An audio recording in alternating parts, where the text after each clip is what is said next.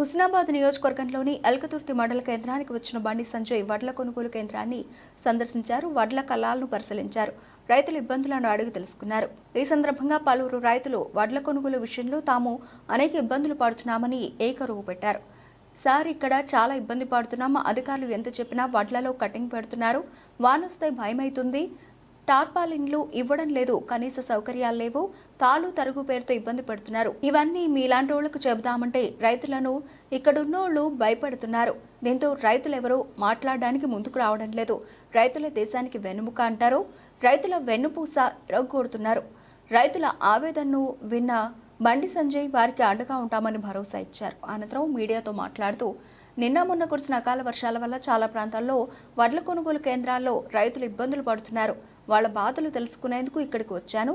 వానలతో ఎంతో కొంత వడ్లు తడిస్తే దాన్ని పట్టుకుని ఇక్కడికి వచ్చి వడ్లన్నీ తడిసాయంటూ పెద్ద ఎత్తున కటింగ్ పెడుతున్నారు.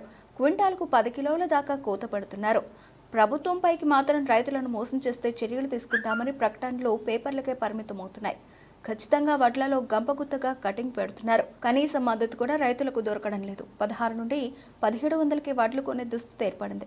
ఎన్నికల మేనిఫెస్టో తమకు బైబిల్, ఖురాన్, భగవద్గీత సమానమని, ఎన్నికల్లో ఇచ్చిన హామీ మేరకు 100 రోజులు 6 గ్యారెంటీలను అమలు చేస్తామని నమ్మించు ఓట్లు దండుకున్న కాంగ్రెస్ పార్టీ ఇప్పటి దేవుళ్ల మీద ఒట్టు పెట్టి ఆగస్టు 15 లోపు 2 లక్షల రూపాయలు రుణమాఫీ చేస్తామని మళ్లీ మోసం చేస్తున్నారు.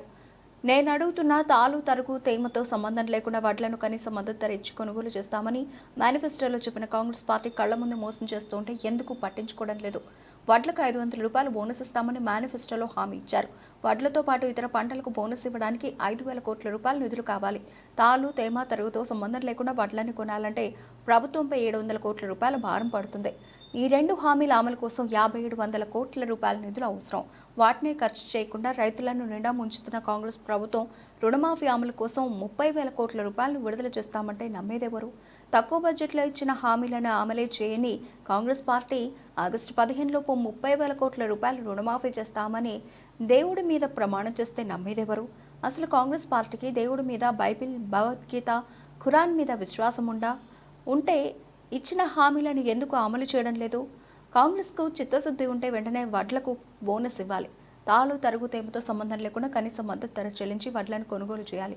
అలాగే తడిసిన వడ్లను పూర్తిగా కనీస మద్దతు ధర చెల్లించి ప్రభుత్వమే కొనుగోలు చేసి రైతులను ఆదుకోవాలి. కాంగ్రెస్ హయాంలో పోలిస్తే నరేంద్ర మోదీ ప్రభుత్వం కనీస మద్దతు ధరను రెట్టింపు చేశారు.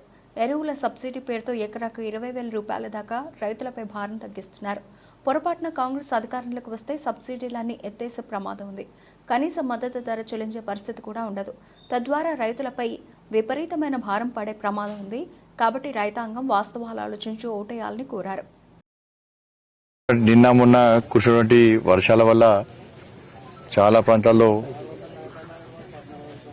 కేంద్రాలు ఉన్నటువంటి ధాన్యం తడవడం వల్ల రైతులు చాలా ఇబ్బంది పడేటువంటి పరిస్థితి వచ్చింది.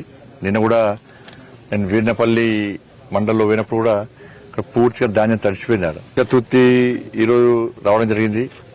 ఇక్కడ కూడా కొంత ధాన్యం. అసలు విషయం ఏంటంటే ధాన్యం తడిచిందని చెప్పి బయట తెలిసిన వెంటనే కొంత ధాన్యం తడిచినప్పుడు కూడా అధికారులు వచ్చి చూస్తారు. అధికారులు ఒక్కసారి 2 సార్లు 3 సార్లు వచ్చి చూసిపోతారు. పాపం చూసిపోయిన వెంటనే ఈ దళారులు వీళ్ళందరూ ఏం చేస్తారంటే ధాన్యం తడిచిందా తడవలేదా అని చూస్తలేరు.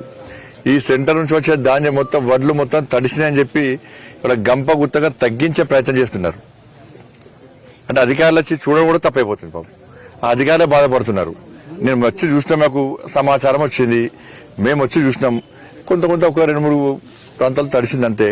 కానీ ఈ ప్రాంతంలో మొత్తం వడ్లన్నీ తడిసినాయి.